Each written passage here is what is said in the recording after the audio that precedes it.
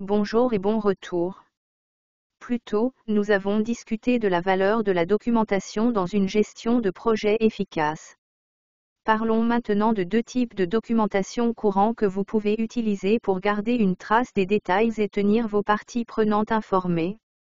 Il s'agit de la proposition de projet et la charte de projet.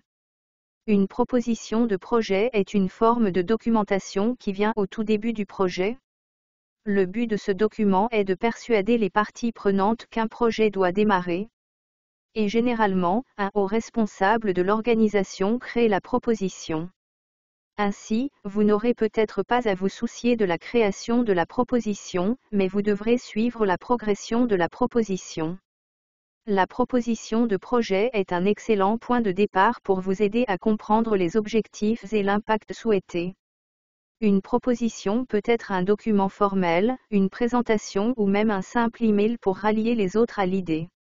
Ensuite, nous avons la charte du projet, un document formel qui définit clairement le projet et décrit les détails nécessaires pour atteindre ses objectifs. Une charte de projet vous aide à vous organiser, à mettre en place un cadre pour ce qui doit être fait et à communiquer ces détails aux autres. Alors, en quoi ces documents diffèrent-ils ? Une proposition de projet est créée plus tôt dans le cycle de vie du projet que la charte du projet. La proposition lance la phase d'initiation en influençant et en persuadant l'entreprise d'aller de l'avant avec le projet. La charte de projet a un objectif similaire et vient souvent à la fin de la phase d'initiation. Cependant, son objectif est de définir plus clairement les détails clés du projet. Une autre différence entre ces deux documents est qu'une charte servira souvent de point de référence tout au long de la vie d'un projet. La proposition n'est utilisée qu'au premier stade.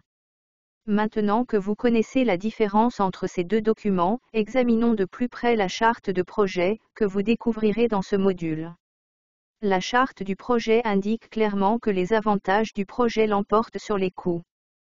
Comme vous l'avez appris plus tôt dans ce cours, vous pouvez vous poser quelques questions lorsque vous effectuez une analyse coût-avantage. Cela inclut des questions telles que, quelle valeur ce projet créera-t-il ? Et combien d'argent ce projet pourrait-il faire économiser à mon organisation ? Combien de temps les gens devront-ils consacrer à ce projet ? Vous inclurez les réponses à ces questions dans votre charte. L'inclusion de ce type d'informations garantit que vous et vos parties prenantes êtes d'accord sur la valeur du projet.